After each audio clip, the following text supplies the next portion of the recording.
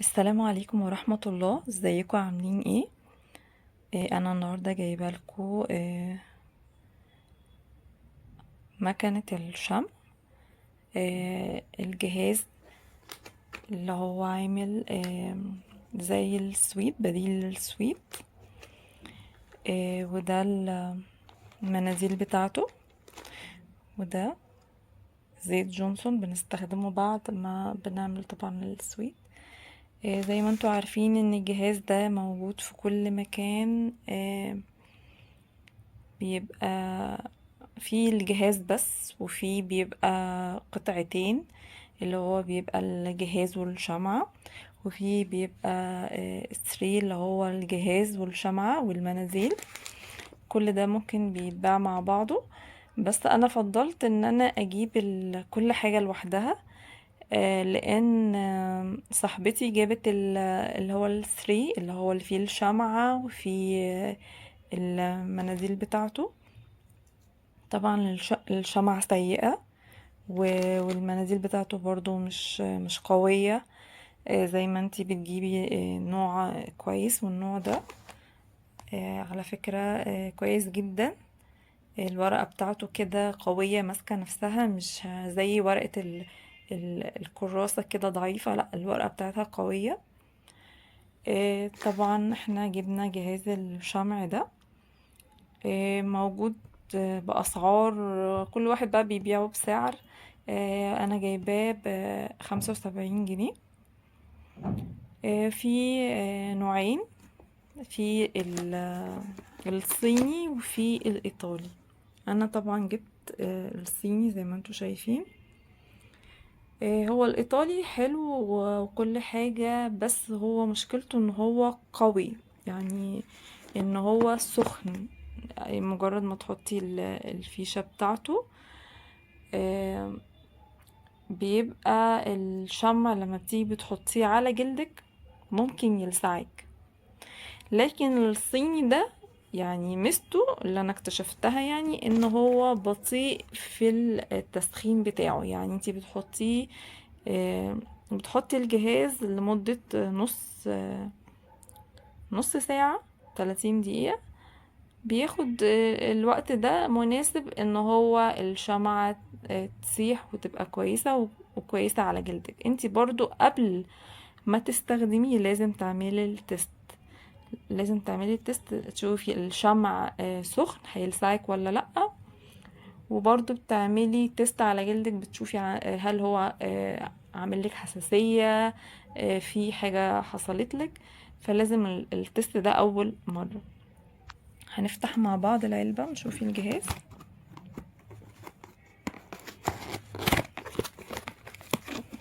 زي ما انتوا شايفينه كده، هو لونه بينك.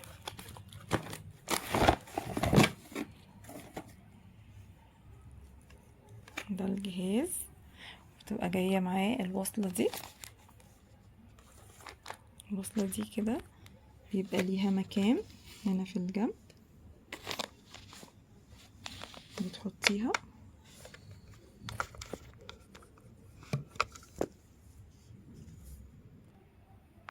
زي ما انتوا شايفين كده. بتحطي الفيشة في مكانها هنا، وبتوصليها بالكهرباء عادي.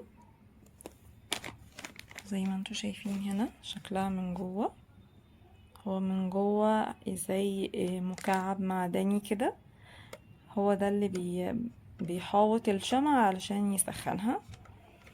طبعا دي الشمعة اللي بتيجي اللي احنا اشتريناها. طبعا في جهاز زي ما قلت بيجي بالشمعة، بس انا بفضل ان انت تجيبي الشمعة لوحدها.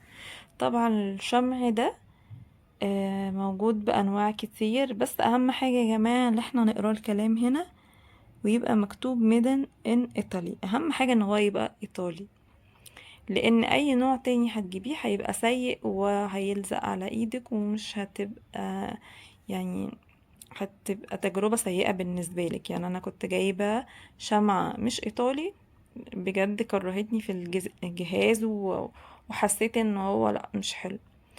هي صاحبتي اقترحت عليا، قالت لي لا، جيبي الشمعة الايطالي. لازم تبقى مكتوب عليها ميدن ايطالي. طبعا الشمعة دي يا جماعة بيبقى فيه منها اللون الاصفر زي ما انتوا شايفين، ويبقى فيه منها اللون البينك. اللون البينك ده يعني بيبقى للبشرة الحساسة، وبيبقى فيه مادة موردة لونها أحمر. يعني بمجرد ما انتي بتستخدميه على بشرتك هتلاقي ان بشرتك بقى لونها وردي كده وشكلها حلو.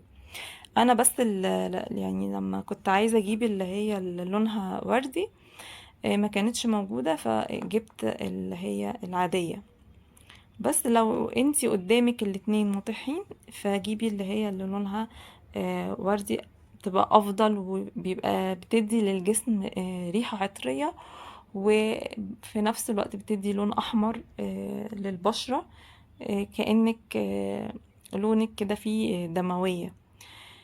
فطبعا بنجيب الشمعة كده نحطها كده في الجهاز.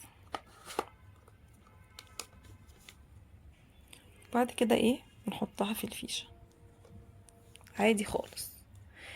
زي ما قلتلكوا احنا بنحطها لمدة 30 دقيقة يا جماعة بس. وبنعمل تيست قبل ما نستخدمها، يعني تيست قبل ما نستخدمها ان هي مناسبة لبشرتنا، وان هي ما تبقاش سخنة ما تحرقناش، يعني ما نتحرقش منها، فلازم نعمل التيست ده. زي ما انتوا شايفين ده الباكت بتاع الورق، في 100 واحدة، 100 قطعة. طبعا النوع ده يا جماعة انا برجحه لكم ان هو يعني نوع جيد جدا وكويس، مش بيتقطع، وان هو سميك. زي ما قلت لكم في انواع كتيرة منه، بس الانواع التانية دي يا جماعة بتبقى اللي هي فيها مشكلة ان هي بتبقى ضعيفة بتتقطع منك، فانتي جيبي نوع كويس، يعني جيبي نوع ما يتقطعش منك. فالنوع ده يا جماعة انا جربته عن تجربة حلو، الورق بتاعته كويسة.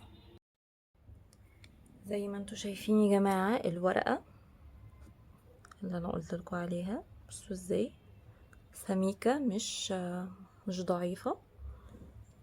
بعد كده احنا بنجيب الجهاز ونعمله كده ونمشيه كده. طبعا انا بس بقول لكم تجربة، هي انا مش مشغلاه بس كده. بعدين بنجيب الورقة ونحطها،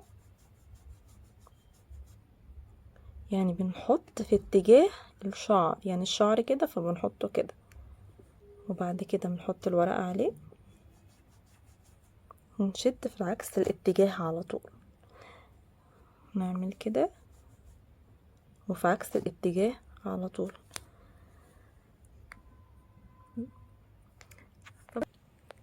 زي ما انتوا شفتوا الموضوع سهل وبسيط، وان يعني استخدامها سهلة جدا يا جماعة. طبعا افضل من السويت العادية اللي هي بتلزق منك، وطبعا لو في الصيف بتبقى مشكلة يعني عويصة جدا، يعني ان انا استخدمها بمجرد ان هي ما طلعت من التلاجة خلاص بتبقى سايحة مش بقدر استخدمها. لكن ميزة جهاز الشمع ان هو يعني الشمعة بتبقى ماسكة نفسها وانتي بتفرديها على ايدك زي ما قلتلك، وبتشيلي بالمنديل. ويعني سعر الجهاز والمناديل حاجة، والشمعة برضو حاجة على قد الايد، وسهل اللي انتي تلاقيها في اي مكان. وزي ما قلتلكوا ان الشمعة لازم يا جماعة تبص عليها ان هي تلاقيها ميدن ان ايطالي افضل من الشمعة العادية. وبعد ما بتعملي جسمك وبتغسلي طبعا جسمك بمية دافية وبالشاور جل، بتحطي زيت جونسون طبعا لا غنى عنه، هيديكي نعومة وريحة يعني يا جماعة يعني مش هتتخيليها. يعني زيت جونسون ده انا مش بستغنى عنه. طبعا بعد كل شاور لازم احط زيت جونسون، لان بيحتفظ بالمية اكبر وقت ممكن، فدايما بيدي زي طراوة ونعومة للبشرة. فيعني بجد انا مش بستغنى عنه. فانتي طبعا بعد ما بتعملي السويت بتدهنيه بيهدي اي التهاب او اي مشكلة عندك، يعني نستخدمه بعد السويت بيبقى افضل. ودي كل المعلومات عن الجهاز ده. وهو عن تجربة فعلا عملي وجميل يا جماعة. وسهل استخدامه ومتوفر في كل مكان، حتى الشرايط دي والمناديل متوفرة عند كل الناس في السوبر ماركت وفي بتاع المنظفات وعند اي حد بتاع تجميل. فحاجات متوفرة، وجهاز جميل وسهل، فانصحكم ان انتوا تستخدموه. اتمنى ان انا اكون فدتكم حتى لو بمعلومات بسيطة، ويكون الفيديو عجبكم. لو الفيديو عجبكم ياريت تعملوا لي لايك واشتراك وتفعلوا الجرس عشان يوصل لكم كل جديد.